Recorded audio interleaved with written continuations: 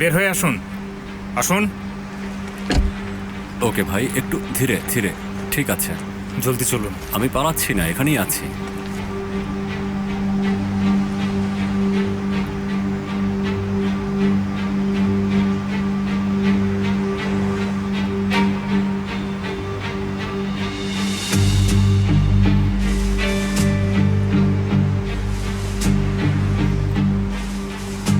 ভালো জায়গা বেছে নিয়েছেন। আমি ভাবছি আপনি জানলেন কিভাবে যে আমি আপনাকে মারব না? আমি মৃত্যুর ঝুঁকি নেই সেটা আপনি কিভাবে জানলেন? আমরা এখানে কেন সেটা জানেন? হ্যাঁ, আমি জানি। আপনি যে ছেলেটাকে মেরেছেন তার হিসাব দিতে এসেছেন জাফর। মাত্র 17 বছর, মাত্র 17 বছর বয়সী নিষ্পাপ আর মাসুম একটা ছেলে। আপনি কি একজন মানুষের মতো সমস্যার সমাধান করতে জানেন না? আপনার শক্তি কি শুধুমাত্র পরিবার আর সন্তানদের জন্য? হ্যাঁ, এটা একটু নিষ্ঠুর ছিল, স্বীকার করছি, কিন্তু চতুরতার সঙ্গে করেছি সেটা স্বীকার করুন। আপনি আপনার জীবনের চতুরতার কিছুই দেখেননি।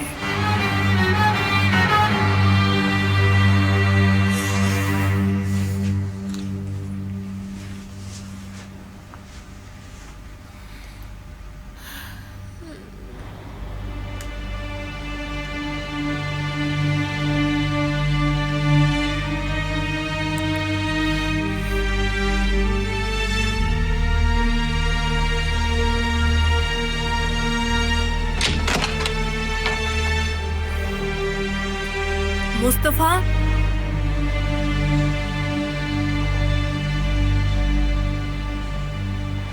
আচ্ছা, আয়েশা কেমন আছে? এখনো কি তার মন খারাপ? এটা মেয়েদের জন্য লজ্জাজনক। আপনি জানেন তার জন্য আমি সবচেয়ে বেশি কষ্ট পেয়েছি।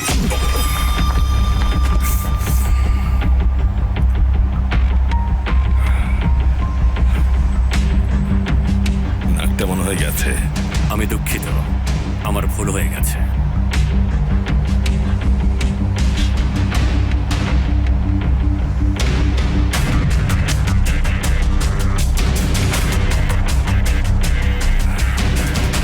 আপনি একজন হ্যান্ডসাম লোক। আপনার মাথা কেটে দেয়ালে ঝুলিয়ে রাখলে কেমন হবে বলুন তো?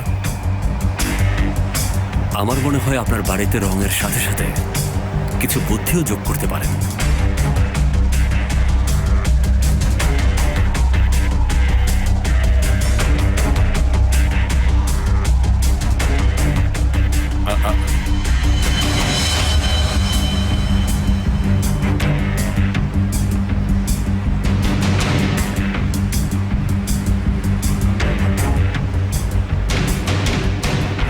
আপনি যদি পলকও ফেলেন, আমার বন্ধু আপনার হৃদয়ে বিশাল একটা ছিদ্র তৈরি করবে।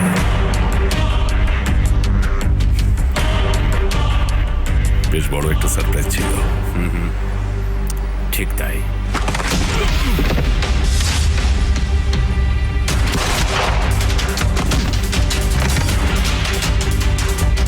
এগুলো খুব risky movement Mustafa.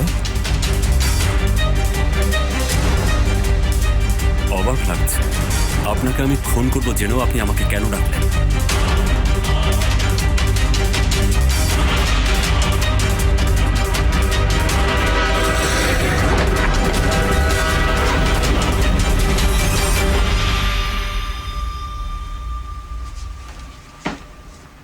Ayesha aunty, বাবা কোথায়? বাবার একটা জরুরি কাজ আছে, শেষ করে চলে আসবে। তুমি উঠলে কেন? একটা খারাপ স্বপ্ন দেখেছি। ও তাই? ব্যাপার না, এখন যাও, ঘুমিয়ে পড়ো শোনা। বাবা ফিরে আসবে তাই না? ভবিষ্যতের কথা ভবিষ্যতে বলতে পারে। ঠিক আছে। Good bye.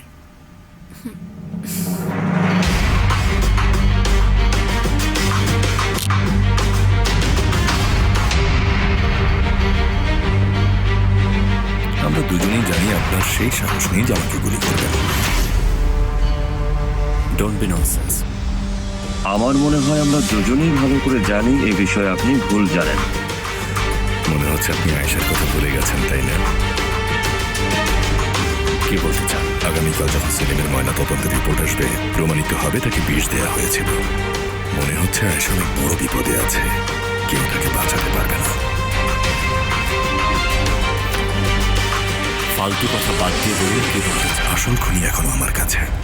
আয়েশাকে একমাত্র সেই বাঁচাতে পারে।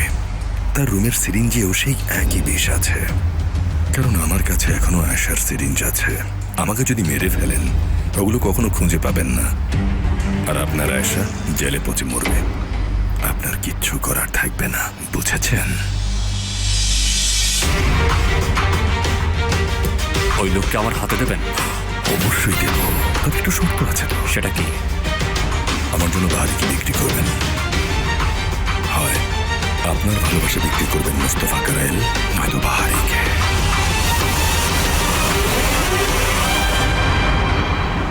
আয়েশা আন্টি, তুমি সত্যি আমার বাবাকে ভালোবাসো, তাই না? সত্যি কিনা সেটা বলতে পারছি না, তবে মনে হয় বাসি। আমিও তাকে ভালোবাসি, তুমি জানো। আমাদের মধ্যে অনেক মিল আছে, এটা দারুণ ব্যাপার না? হ্যাঁ, দারুণ ব্যাপার। তুমিও পিৎজা পছন্দ করো, মা একদম পছন্দ করে না।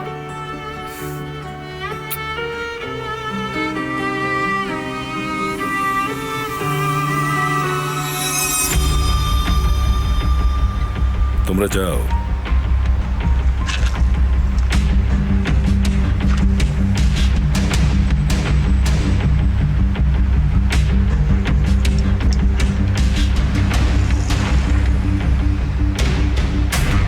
আয়েশার যেন কোনো ক্ষতি না হয়। সেটা আপনার চয়েস। আমি শুধু আপনার কাছে বাহারিকে চাই। সময় পেরিয়ে যাচ্ছে, আগামীকাল সবকিছু শেষ হয়ে যাবে। তাছাড়া বাহারি সবকিছু বুঝে যাবে। অলরেডি আপনি রাস্তার শেষ প্রান্তে আছেন, অন্ততপক্ষে আয়েশাকে বাঁচান।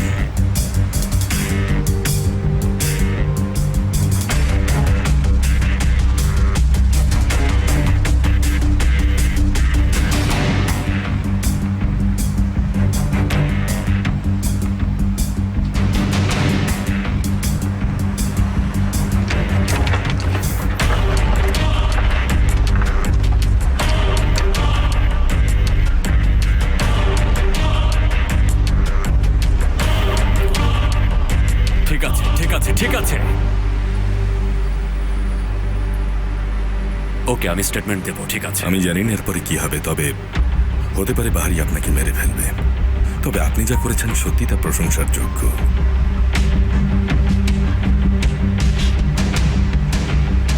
আপনার নাক কিন্তু পুরোপুরি ভাঙেনি, সেটা কি জানেন?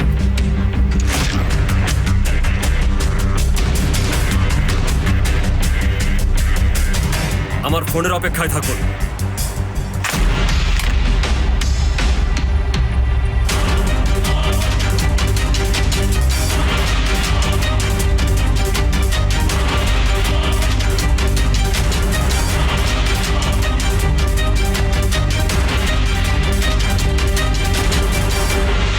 ও বাবা মুস্তফা, এই লোকটা কে? সে তোমার কাছে কি চায়? আল্লাহর দোহাই লাগে কর্নেল, সব ভুলে যান। আল্লাহ শুক্রিয়া, আর কিছুক্ষণ চললেই লেজার শেষ হয়ে যেত। আচ্ছা, যাই হোক, গাড়ি রেডি আছে? হ্যাঁ, রেডি রেডি। ট্যাক্সি ওখানে অপেক্ষা করছে। চলো চলো যাই, চলো চলো। হ্যাঁ, এলিফ আমাদেরকে দেখে ফেলার আগে ড্রেস চেঞ্জ করা উচিত। দেখে ফেলেছে সে।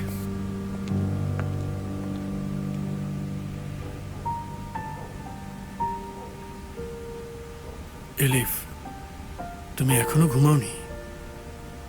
ওয়েট করছিলাম। কি হয়েছে তোমার? এটা তেমন কিছু না। আমরা একটু কথা বলতে পারি? হ্যাঁ, অবশ্যই।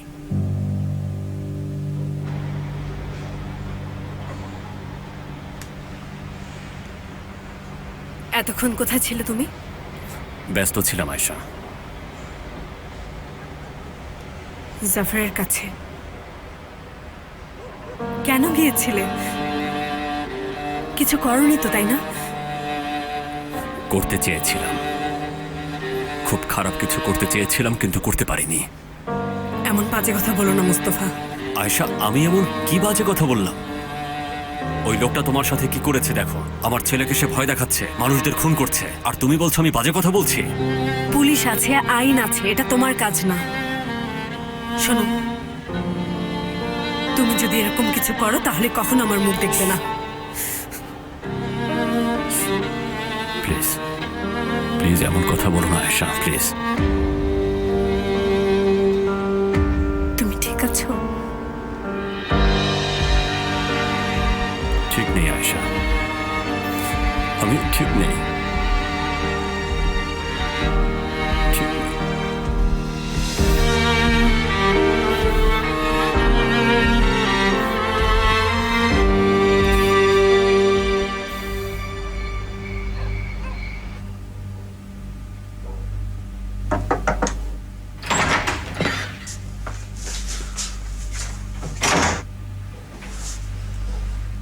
জাফেরকে কোথাও খুঁজে পাওয়া যাচ্ছে না বাবা। আমার সামনে এসে বসো।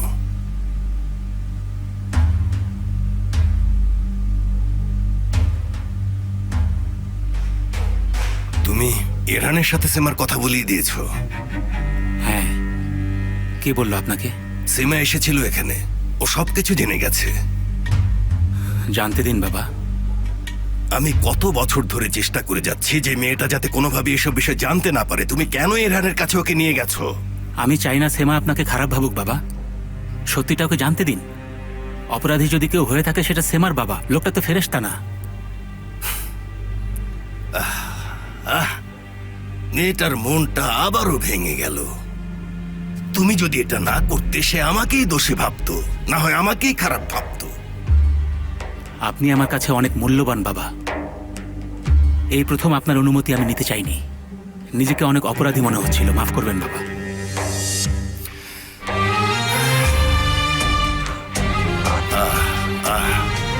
তোমার সাথে আমি এখন কি করব?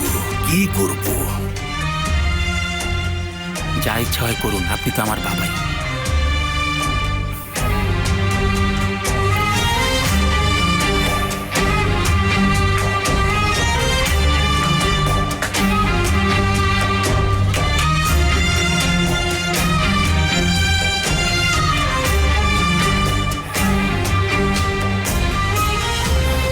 এবার অনুমতি দিন বাবা।